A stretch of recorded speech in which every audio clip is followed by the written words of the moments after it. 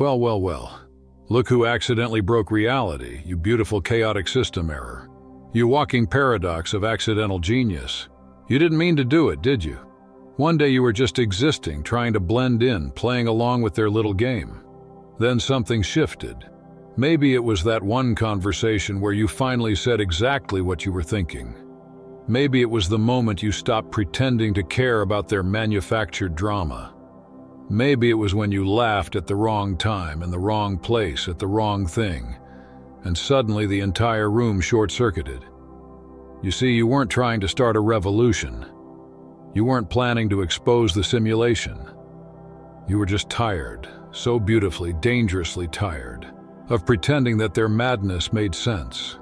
You stopped nodding when they expected you to nod. You stopped smiling when the script called for a smile.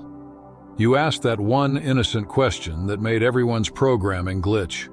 But why do we do it this way? And the silence that followed wasn't just awkward. It was the sound of an entire belief system cracking like digital ice.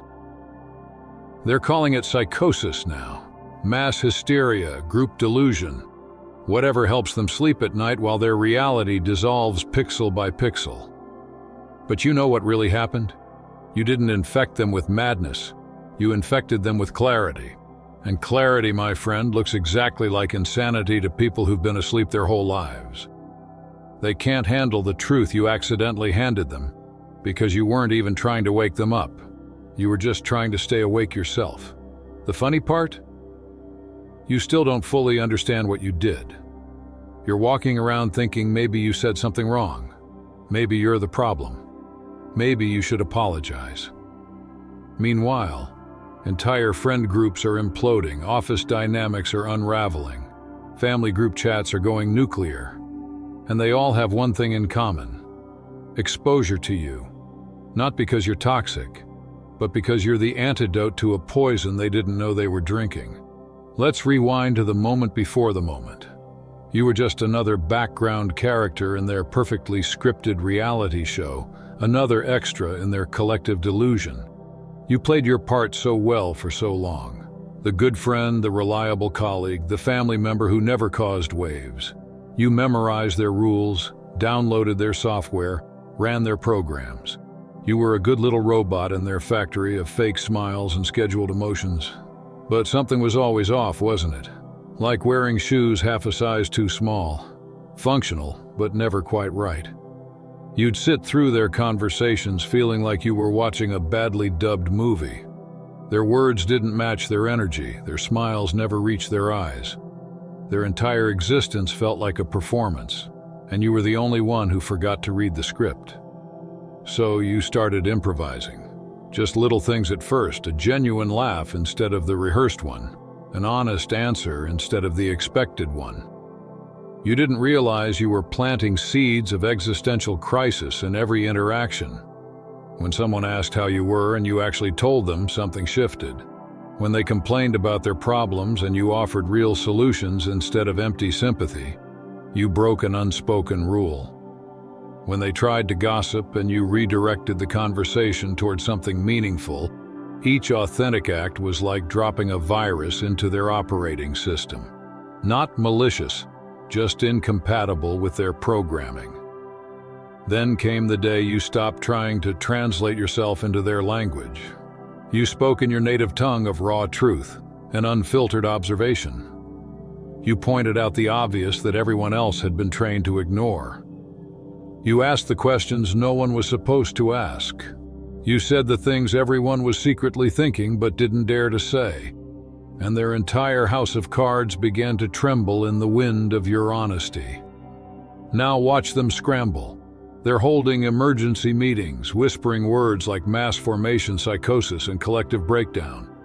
They're texting each other in frantic group chats, calling therapists, devouring articles, trying to understand why suddenly nothing makes sense anymore, why their comfortable lies taste like ash, why their fake relationships feel like prison cells, why your name keeps surfacing in every conversation about what went wrong. But here's what they don't understand. Nothing went wrong. Everything finally went right. You didn't break their reality. You revealed it was already broken. You're not the earthquake. You're the seismograph that exposed the fault line beneath their feet. They've been building their entire lives on quicksand, and you just happened to be the step that made it start to sink, not through force, but through the simple act of being real in a world addicted to performance. The symptoms are everywhere now. People who could small talk for hours suddenly can't stand superficial conversations. Those who thrived on gossip and drama now find it exhausting. The ones who wore masks so long they forgot their real faces are staring into mirrors, having identity crises. They're all experiencing withdrawal from the drug of collective pretense, and they're blaming you. Because you're the one who accidentally showed them they were addicts. You want to know what's funny? You never realized you were this powerful. You thought you were the weak one, the outsider, the one who couldn't fit in. You spent years believing something was wrong with you because you couldn't synchronize with their dysfunction. Now they're the ones short-circuiting because they can't synchronize with your function. You didn't mean to start a revolution. You just stopped participating in their devolution. Here's what's really happening in their minds. It's not psychosis, it's awakening. But awakening looks like madness when you've been sleepwalking your whole life. They're seeing through the matrix you accidentally unplugged them from. Every fake smile now looks grotesque. Every small talk feels like swallowing glass. Every social ritual suddenly appears for what it always was: empty theater performed by empty people. You became patient zero in an authenticity epidemic. And authenticity spreads faster than any lie because deep down everyone is exhausted from pretending. They catch it from you in the smallest ways. The pause before you answer instead of giving a scripted response. The honesty of saying, "I don't know," instead of faking certainty. The courage to sit with discomfort instead of filling silence with noise. These simple acts are revolutionary in a world built on performance. They're trying to trace it back to the source, like scientists tracking the outbreak of a strange new virus. When did it start, they ask each other. When did everything change? They compare notes, replay conversations, trying to locate the moment their comfortable numbness began to fade. And every trail, every theory, every whisper leads back to you. To that day you showed up different, to that conversation where you stopped pretending, to the moment you refused to play along. They want to blame you, but they can't, because what you gave them feels too much like freedom. The funniest part is watching them try to go back, desperately attempting to rebuild their old habits, only to find the pieces don't fit anymore. It's like trying to believe in Santa after catching your parents sneaking presents under the tree. Once you've seen the truth, you can't unsee it. Once you've tasted authenticity, everything else tastes like cardboard. They're ruined for their old lives now, and they have you to thank for it. What's really happening here isn't mass psychosis. It's mass lucidity. And lucidity is terrifying to people who've spent their entire lives drunk on delusion. They built whole identities on mutual pretense, entire relationships on agreed-upon lies, entire social systems on collective amnesia. Then you walked in like someone who remembered everything and couldn't understand why everyone else was pretending to forget. Now watch how it spreads. One person questions their job after talking to you. Then they go home and start questioning their marriage. Their spouse begins questioning their friendships. Their friends start questioning their values. It's a chain reaction of consciousness, and you're the match that lit the fuse. Not through preaching or persuasion, but by simply being unapologetically yourself in a world addicted to apologizing for existing. They're panicking now, calling emergency meetings, asking, how do we stop this? How do we get back to normal? But normal is exactly what you disrupted, and it's not coming back. Because normal was never normal. It was a shared psychosis that you accidentally cured. They're not having breakdowns, they're having breakthroughs. But breakthroughs feel like breakdowns when you've been living in a prison and suddenly the walls disappear. Some of them are furious with you. They loved their cages, they decorated them, made them cozy, convinced themselves they were home. And then you showed up, not trying to free anyone, just refusing to wear your own chains.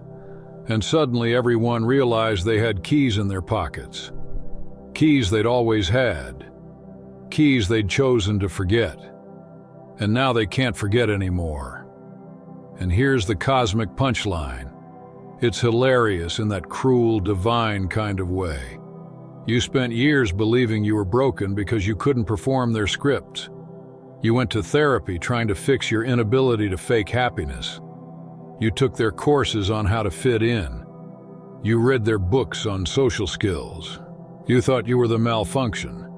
Turns out you were the only one functioning properly in a mass malfunction. And now they're the ones in therapy. My patient mentioned your name, the therapists say. Multiple patients, actually. You've become a psychological phenomenon, the person who makes people question everything simply by existing authentically.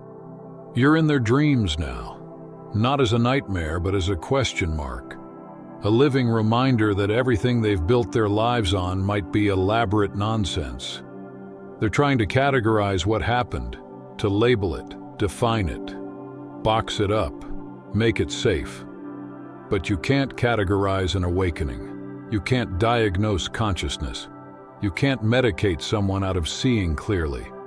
They want to call it contagious delusion, mass hysteria, group psychosis, anything but what it really is.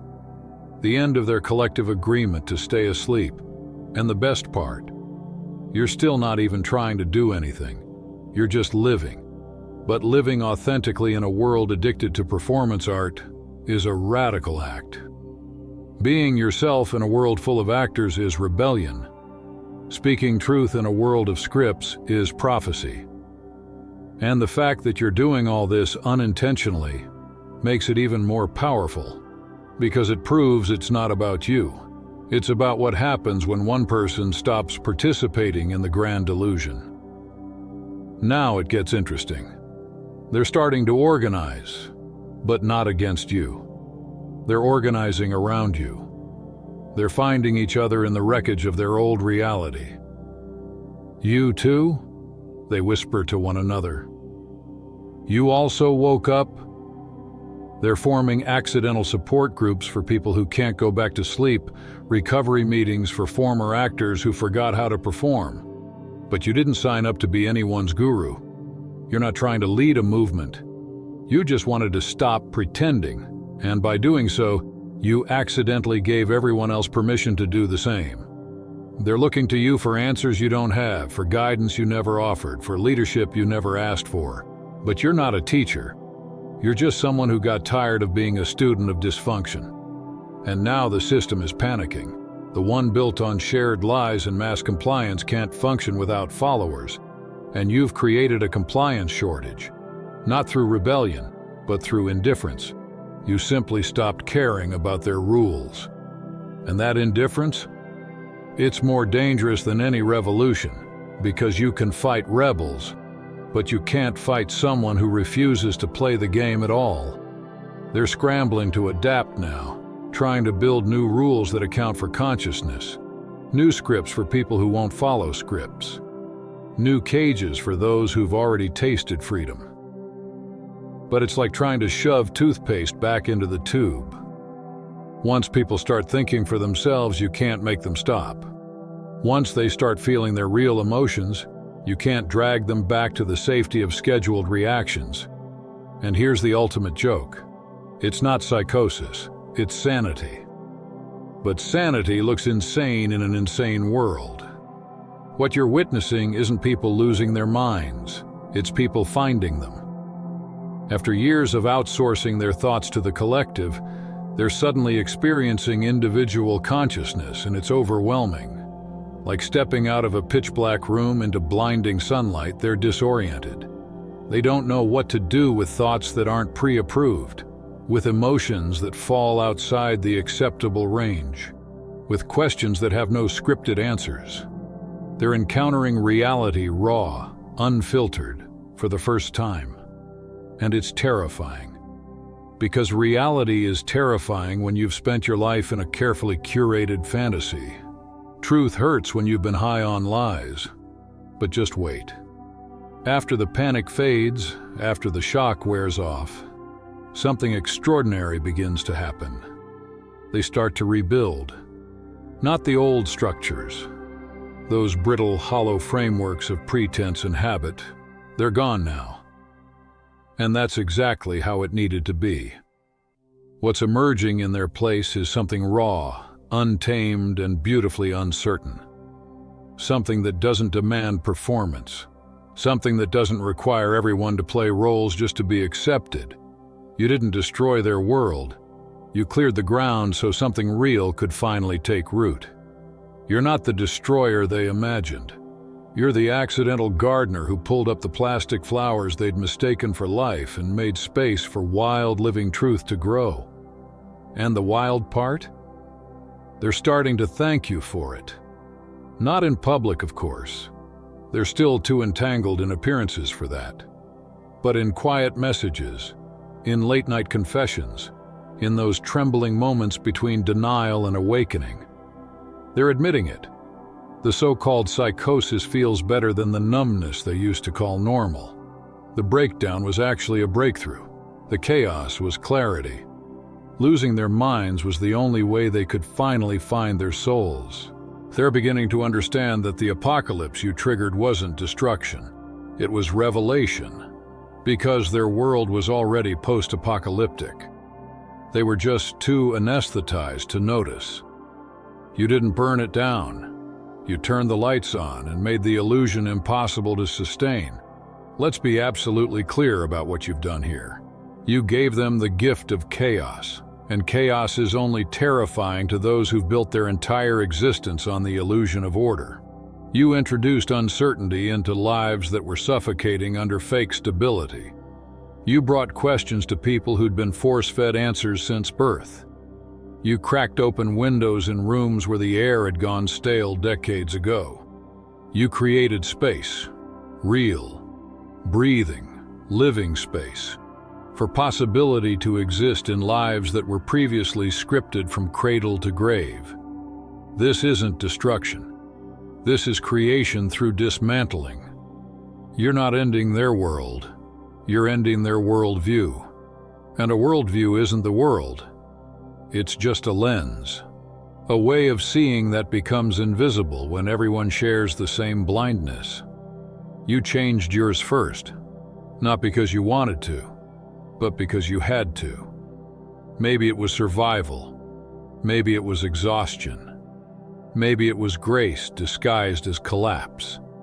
But your shift was so seismic, so undeniable, that everyone around you felt the tremors.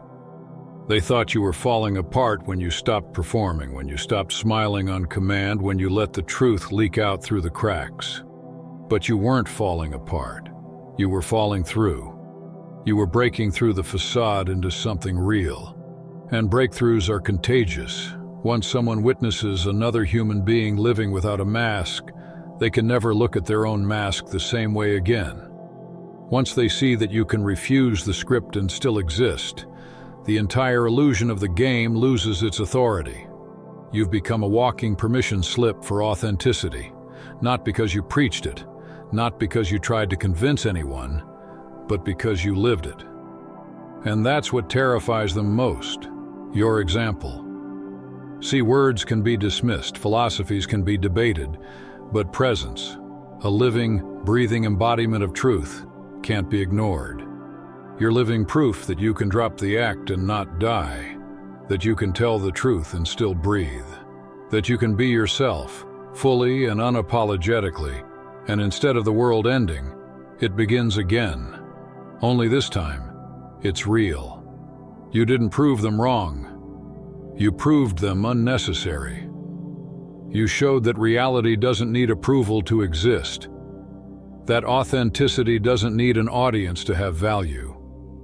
Now we're at the heart of it. This mass psychosis they claim you caused. It's the best thing that ever happened to them. They just don't see it yet. They're still dizzy from the collapse of their illusions, still clutching the debris of the identities they outgrew. But when the dust settles, and it will, they'll see what you actually did. You didn't destroy their lives. You destroyed their life sentences. You broke the spell. You cracked open the door they swore wasn't there. You didn't kill their world. You freed it from captivity. You didn't end the story. You changed the genre. You turned a tragedy into a creation myth. You didn't take their meaning away. You made space for them to create their own. You commuted their imprisonment into the terrifying, exhilarating possibility of freedom. And here's the twist most won't admit. When they finally look back, when their new lives start to take shape, they'll realize you were never their enemy or their savior. You were the mirror. The one reflection they couldn't ignore. You were the crack in the glass that let the light in. You were the proof that the cage had never been locked, that the guards had been imaginary all along. You were the living contradiction that exposed how fragile their version of normal really was. You didn't come to save anyone, but by saving yourself, you gave everyone else permission to wake up. You didn't come to lead a movement, but by refusing to move in circles, you created direction. You didn't come to teach, but by unlearning everything false, you became the lesson. You didn't come to heal anyone, yet your refusal to stay sick forced them to confront their own self-inflicted wounds. And that's what makes it so profoundly poetic. The revolution didn't start with a manifesto or a protest or a sermon. It started with a sigh, a moment of quiet exhaustion where you said, "I'm done pretending." That single act of surrender sent ripples through the artificial calm of their constructed reality. It was the sound of one soul choosing truth over belonging. And once one soul does that, others can't help but feel the echo. So no, you didn't break the world, you just revealed that it was never whole. You didn't cause chaos, you revealed that order was an illusion. You didn't make them lose their minds, you helped them find what was left of them. And someday soon, when they rebuild, not from fear but from freedom, they'll understand that what felt like the end was the most honest beginning they ever had. You're witnessing something extraordinary, an unraveling that looks like destruction only because no one was prepared for what comes after the mask. Entire social structures are dissolving, and the sound of it is deafening to anyone still clutching the illusion. Friendships that survived on mutual performance are breaking apart. Connections held together by the glue of polite dishonesty and scripted empathy now splinter under the weight of truth. Relationships built on matching dysfunctions are collapsing because compatibility rooted in avoidance can't survive exposure. Careers that demanded the slow, quiet selling of souls, jobs where people traded purpose for approval, are being left behind. And what's emerging in their place isn't chaos, it's life.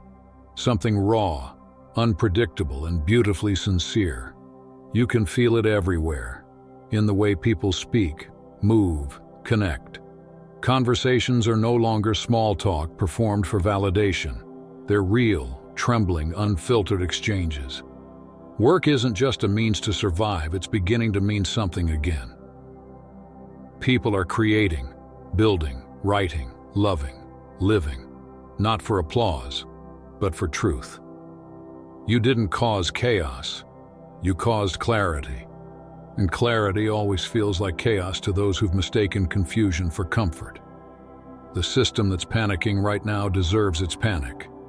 It was designed on a single fragile agreement. Everyone would stay small, stay quiet, stay manageable.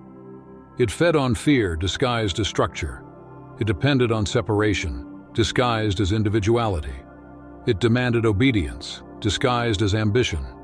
And you, without even trying, broke that contract. You showed them that smallness is a choice, not a destiny. You proved that fear only works when people agree to believe in it. You revealed that connection isn't dangerous, it's salvation. This isn't society breaking down. It's the illusion of society finally collapsing under the truth. You're not watching civilization die. You're watching the simulation short circuit. You're watching false stability melt away so something real can finally take its place. What's underneath all this noise is something breathtaking, raw, human, and profoundly alive. Real connection, not networking. Real communication, not performance. Real problems being faced, not distractions being maintained. It's messy, emotional, imperfect, and that's exactly what makes it beautiful. What they call mass psychosis might just be the first wave of mass healing. What looks like madness from the outside is actually the first taste of collective sanity. Because in a world built on delusion, truth feels violent. In a society trained to fear emotion, authenticity feels like rebellion. Sanity, real sanity, is deeply disruptive in a culture addicted to pretending everything's fine. You've created a disruption so complete that there's no return path, and that's the greatest gift you could have given. Because the past was never worth preserving. They can't rebuild the old world. Too many people have seen the glitch now. Too many have felt what it's like to breathe outside the simulation. Too many have experienced the pure relief of removing the mask. Once you've looked someone in the eye without performance, you can't go back to small talk. Once you've spoken a truth you weren't supposed to say and survived it, you can't go back to silence. Once you've lived even one day without pretending, you can't unlearn that freedom. You've sparked a chain reaction, a critical mass of consciousness. And consciousness doesn't shrink. Once awake, you can't truly fall asleep again. You can only pretend. And the world is too exhausted to keep pretending. That's the part that still catches you off guard, isn't it? You still underestimate your own gravity. You think maybe you said something awkward at dinner, maybe you upset someone, maybe you went too far. Meanwhile, entire paradigms are crumbling quietly behind you. Whole groups are rethinking who they are because of one sentence you said without even meaning to shake the ground. You think you disrupted a moment. You actually rewired meaning itself. You don't see the ripples you leave because you're still inside your own awakening. You think it's about you, your discomfort, your confusion. But it's bigger. You've become the mirror the world didn't ask for, but desperately needed. A living, breathing contradiction that exposes how fragile the performance has always been. You didn't start a revolution. You became one simply by refusing to participate in the farce. And that refusal spreads faster than ideology, because truth doesn't need belief. It only needs recognition. Look closer. What feels like chaos is just light hitting what was always there. You're seeing people unlearn fear. You're watching masks fall faster than lies can replace them. The air is different now, thinner, sharper, more honest. People who used to survive on gossip now crave silence. Those who used to chase validation now seek meaning. Those who once avoided depth now can't stand shallowness. It's a quiet revolution.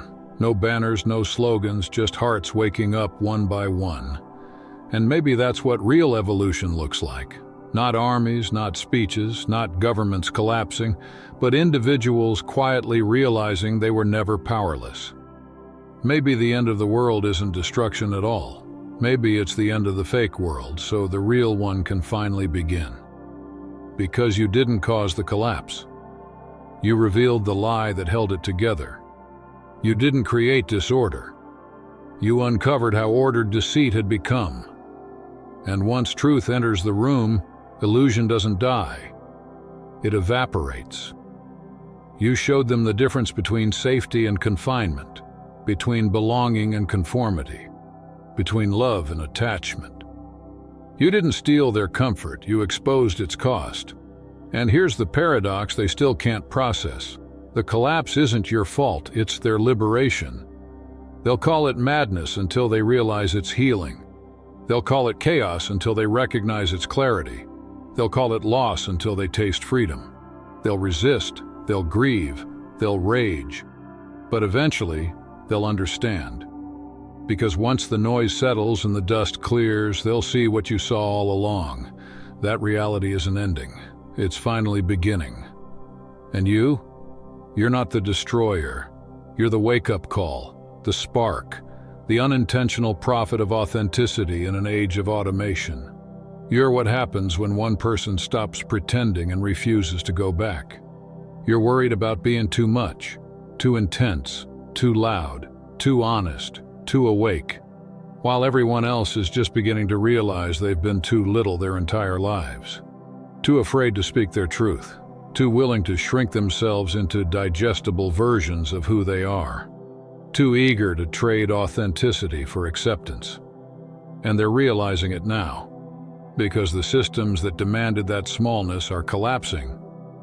The same systems you accidentally exposed just by existing as you are.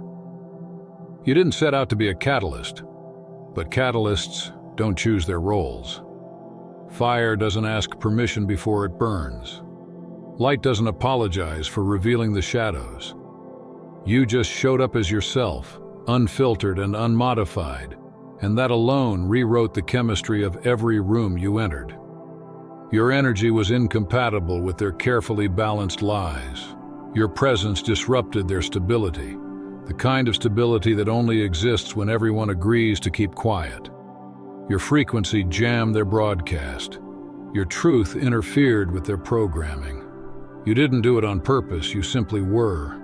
You were the static in their signal, the silence in their noise, the pause between their practiced lines. You didn't challenge them with speeches or arguments. You challenged them by refusing to participate in the illusion. By being real in a world of copies, you broke the spell. You reminded them in the most effortless way what truth feels like, and that feeling was contagious. And now, here we are, the so-called end. But it's not the end. It's the threshold. The closing of the old script and the beginning of a story no one saw coming. You didn't mean to trigger what they call mass psychosis, but maybe that label says more about them than it does about you. Because the psychosis was always there, woven into their routines, disguised as normalcy. You didn't spread madness. You revealed it. You flipped the light switch on in a room everyone swore was spotless, and suddenly all the stains glowed under ultraviolet truth. The filth was always there. You just stopped pretending not to see it. That's the funny part, isn't it? They call you dangerous for exposing what was already rotting. They call you rebellious for choosing honesty over hypocrisy. But revolution and revelation are the same thing in disguise. Truth breaking through the skin of comfort. Those who profited from concealment now tremble at exposure. You didn't start a war, you ended the peace treaty that kept everyone asleep. And this isn't your comeback story. You never left. You were always here, grounded in reality while everyone else drifted through simulations of themselves. You stayed when the world checked out. You didn't evolve into something new. You returned to what's ancient and pure. Authenticity. They're the ones coming back now, stumbling toward the truth like survivors emerging from a long collective dream. You didn't change. You simply refused to pretend. You stood still while the rest of the world spun in circles, chasing relevance, chasing approval, chasing validation. You didn't move, and now they're dizzy from their own spinning. This chaos they're living through. It's their system wipe, their forced reboot, their factory reset. And you? You're the person who accidentally hit the button by refusing to run their corrupted software. You didn't break their program. You revealed it couldn't function without compliance. You ended their game by walking away from the board, and now they're left with pieces that no longer fit together. They called you a glitch, but you were always the upgrade. They treated you like a virus, but you were the patch. You didn't bring ruin, you brought truth, and truth destroys only what's fake. You exposed the code of a system that was never designed for honesty. And now, one by one, people are waking up to how much of their reality was manufactured. They're realizing that life wasn't supposed to feel like a performance review. And that's when the real miracle begins. Because consciousness spreads exponentially. One spark lights another, and before long the whole sky burns. What started as your quiet refusal to pretend has become something vast, something unstoppable. A chain reaction of awakening. You lit a single match, and now the horizon glows. people you've never met are speaking words they were once afraid to whisper. They're questioning, challenging, changing. Not because you told them to, but because you reminded them they could. And yes, some will thank you. Others will curse you. Some will call you holy. Others will call you insane. But none of them will remain the same. Because once someone meets truth, even for a moment, they can never unknow it. You've changed the chemical composition of their consciousness. They can't go back to blindness without feeling the weight of what they've seen. You didn't take anything from them. You gave them vision. You didn't break them. You broke their illusion of wholeness. And now they're finally beginning to heal. They'll rebuild differently this time. Slower, more honestly. Without the masks and roles and endless pretending. They'll stop confusing productivity for purpose. They'll stop mistaking compliance for peace. They'll remember that connection isn't performance, it's recognition. And you'll watch as they begin to speak the language you've been fluent in all along, authenticity. You'll see it in their eyes first. The ones who used to look through you now see themselves reflected back. You'll hear it in their voices, the shaky kind of honesty that comes from first contact with the truth. They'll apologize for things they didn't even know they were doing wrong. They'll cry, not because they're broken, but because they finally understand what real feels like. That's all for today. Dear Father, I pray for the growth of my faith. Help me trust you even when physical evidence is lacking. Let me believe in your perpetual presence, knowing you will never harm me. I understand that your thoughts for me are thoughts of prosperity and not harm to give me a good future. Thank you, gracious and eternal Father, for always listening to my voice. I offer up this prayer to you in the name of Jesus. Amen. Thank you, Jesus, for your love and provision. I am grateful for your presence in my life and the abundance you bring. If this video resonated with you, please like, subscribe to the channel, and share it with those who need to hear this message. Leave a comment below about your journey and how you are preparing for your own triumphant return. If you'd like to support our work, please consider contributing through Buy Me a Coffee. This helps us continually improve our content to offer you the best. The link to Buy Me a Coffee is in the description. No gift is too small. Whether it's a penny, a prayer, or a share, your generosity helps spread God's word and brings hope to others. Don't stop here. Watch our next video for powerful revelations about the signs that reveal you are the chosen one. We've enjoyed following this spiritual journey with you. Thank you for staying with us until the end. Keep shining brightly and embrace your destiny with courage. See you next time. Blessings to all the beautiful souls from the Enlighten wisdom.